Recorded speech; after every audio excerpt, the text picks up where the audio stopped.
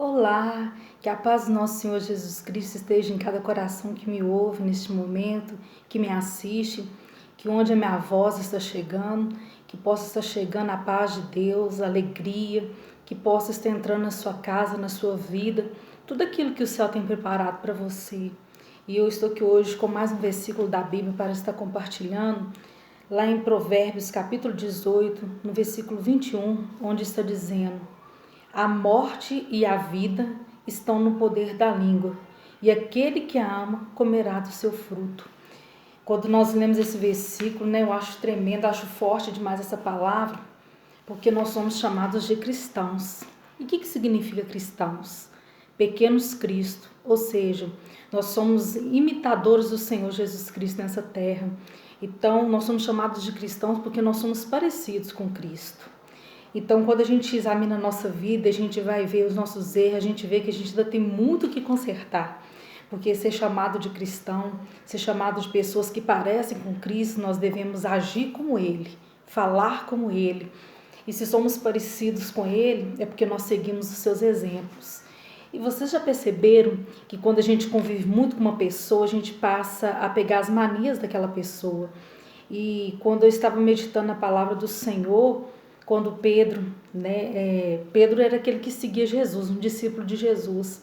Quando Jesus foi preso, antes disso, Jesus disse para Pedro que ele ia o negar 3 vezes. E Pedro falou: que isso, Jesus?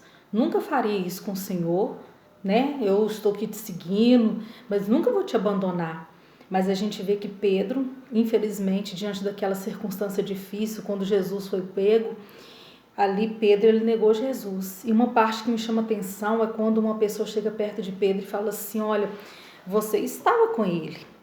Lá em Mateus, se eu não me engano, capítulo 26, acho que no versículo 73 vai estar falando isso.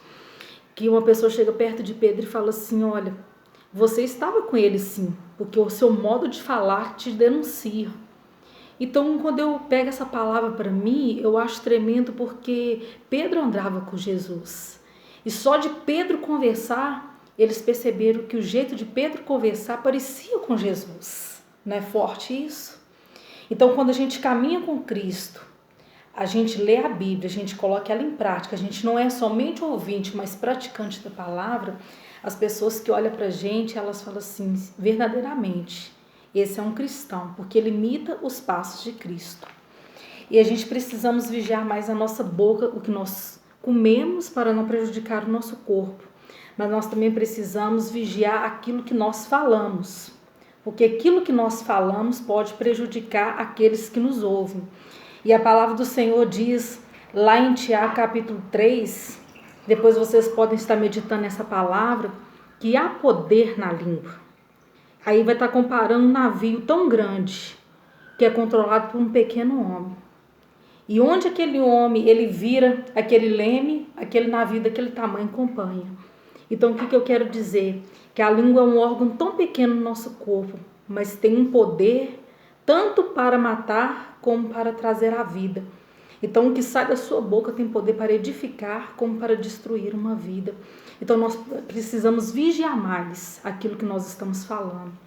Porque, como eu estava até conversando com uma pessoa esses dias, eu falei: se você não tem facilidade de pedir perdão, você também tem que ter a facilidade de não errar.